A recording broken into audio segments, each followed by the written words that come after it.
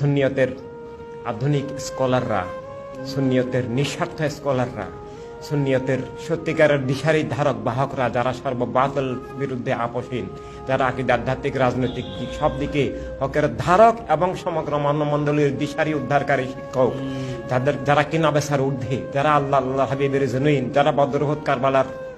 আপন, যারা বদরহুদ কারবালার রক্ত মোবারকের সাথে বিশ্বাসঘাতকতা করবে না, প্রয়োজনে আরো শতবার শহীদ হবে।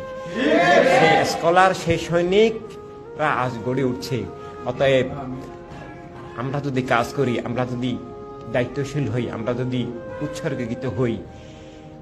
জীবনের সবকিছুর ঊর্ধ্বে ইমানের দায়িত্ব তথা আল্লাহ হাবিবের প্রেম জীবনের আসল সত্য, সেই প্রেমের ধারক হয়ে আমরা যদি এগিয়ে যাই, সব বাতলের পতন অবশ্যম্ভাবী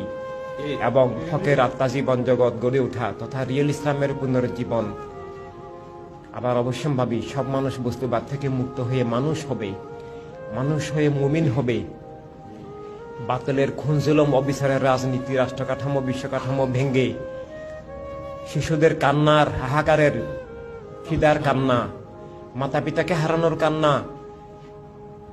মৃত্যুর আতঙ্কের কান্না, বোমার আওয়াজের আতঙ্কের কান্না, এগুলা দূর হয়ে সব শিশুর জন্য, সব মা বোনের জন্য, সব ভাইয়ের জন্য, সবার জন্য